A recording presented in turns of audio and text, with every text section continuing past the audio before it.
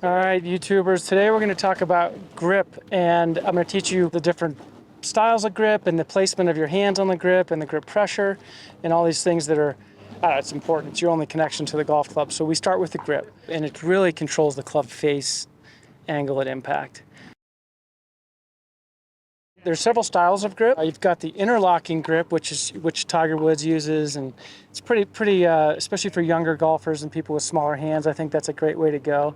There's also the overlap grip, which is typically guys with maybe bigger hands. It's hard to generalize, but people with bigger hands sometimes I've noticed use that grip. And then you've got more of a 10-finger baseball grip, which is what you will see with some children and kids that are new to the game. Typically, you're not going to want to mess with a 10-finger grip. So the first thing is, we have to decide on the style of grip. Are we going to work on an interlock grip, an overlap grip primarily? So I play with an interlock grip. I'm going to start with that one. Now, the placement of the hands on the golf club is critical to controlling the club face. If I check someone's grip, especially a beginner, typically if they put their hands on the golf club and I go ask them to open up their hands, I'm going to find this club laying across their palm of their hand somewhere typically. We want to get away from holding the club in our palm. You want to hold the club in your fingers, right where your fingers meet your hand. Wrong. Right. So hold the club at a 45-degree angle with your right hand out in front of you so you can see what you're doing. And then I want you to go ahead and have the club touch where your fingers meet your palm of your hand, and wrap your left thumb over the club so that you see this little V here that's created between your thumb and index finger would be pointing towards your right armpit here. So when I look down at the golf club, this V points right over here to my right armpit. Now, if I'm going to interlock, I simply interlock the pinky of the right, index of the left, and then I like to just wrap the club around your hand over the club, covering your left thumb. And you'll notice that V in my right hand is pointing towards my right arm as well, my right armpit as well. That's what's considered a neutral grip. I'm going to interlock my hands, and I'm going to wrap my right hand over my left thumb and allow the pressure point on the right thumb is somewhere in here. It's not on the main pad, it's more over here. So you're simply going to just cover up that left thumb, and when you put the club on the ground like this, you notice how this V is pointing towards this right armpit again. And that's the telltale sign of what we're calling a neutral grip. So you can have a neutral grip, a strong grip, or a weak grip. If I have my hand placement on here, this V points right over here to my right armpit. And 1 to 2 knuckles here, you can kind of see on my grip, I can sort of see my 1 or 2 knuckles on my left hand. That's the neutral placement for the left hand. And also this concept that you want your hands to be, you don't want to be fighting yourself. I mean, golf's hard enough, right? And the whole point of this neutral grip is that when your hands are on the golf club in this neutral place, if you go ahead and open up your palms to each other like this, notice how my hands are facing each other, the palms are facing each other. So a great way to test it is once you have your hands on the golf club, both the V's in my hands are pointing towards my right armpit here. And if I go to open up my palms, here they are, they're facing one another. They're working together in unison, they're not fighting each other. And I'm going to have a better chance to square that club face at impact. Now, if you notice, when you get the right hand under the golf club, if your hands are a little bit more like this, that's what's a strong grip, and that's essentially going to shut the club face down prematurely. When your hands are, if this hand's, let's say, strong and this hand's weak, all of a sudden your hands they're not working together, and you have to therefore come up with some other mechanism to consistently get the club face square at impact. Now, you can play with a strong grip, but then we just have to, then you're going to maybe have to hold it off through impact in order to keep the club face square.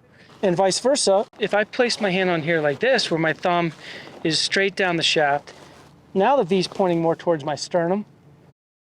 So that's going to be considered a little bit on the weaker side. And if I over-rotate, now all of a sudden the club is going to be, without shutting it, you're going to end up with the open club face at impact. So that's the importance of neutral, strong, weak. It's really a matter of knowing what grip you currently have and how it affects the club face and ball flight.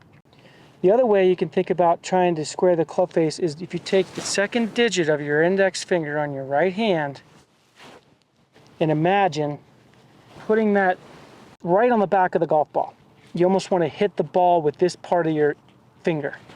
And when you go ahead and you think about putting that on the back of the ball, it really helps to square the club face up. Now I want to talk about the pressure, the proper pressure for your grip. You want a light grip pressure versus a tight pressure. Tight pressure creates tension and therefore reduces speed, and distance is related to club head speed. So we're looking to maximize our flexibility and speed, and we do that through a relatively loose grip pressure. If you hold the club at a 45-degree angle, that's where you want the pressure. It's tight enough that the club's not going to come out of my hand, but I'm not really gripping it. I'm not holding a rope or anything like that, like I'm holding on to climb something. You're not going to be able to pull this club out of my hand, but if anything, go lighter than hard than tight. And really, you're holding it primarily with these two fingers, the middle and the ring finger. The left thumb doesn't do much. In here, with the right hand, same thing. We're holding it with these two fingers here. The majority of the pressure is with these two fingers. The index and the thumb don't have much to do with it. They're just kind of there along for the ride. And then this brings us to something that Jack Nicklaus is famous for being a proponent of, and something that I've certainly learned a lot from. Once you have your hands placed on the golf club, we get into what starts the swing and what's the trigger, and how does the golf swing begin? What is your trigger?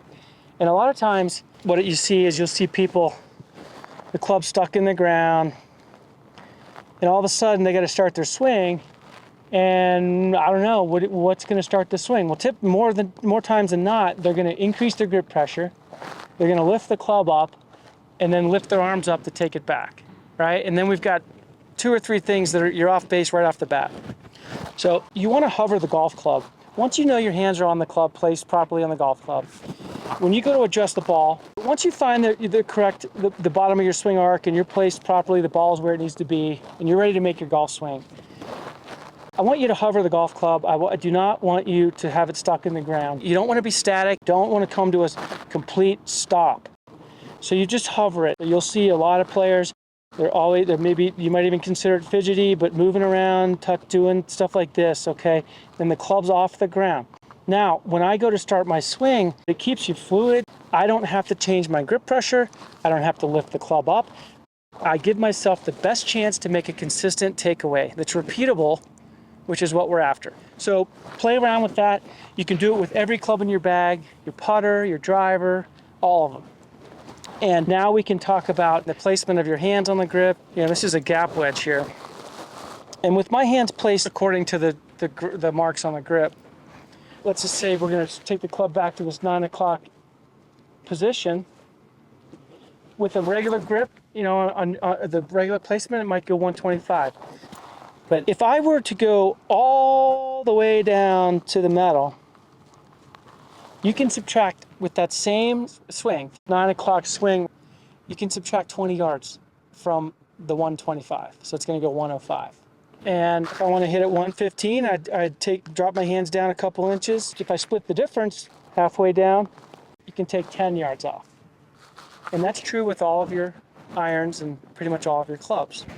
Here, and then I could go halfway down, take 10 yards off to here, take 20 yards off from that yardage if I lower my hands all the way down to the bottom of the grip. That's it for today. Thank you for tuning in.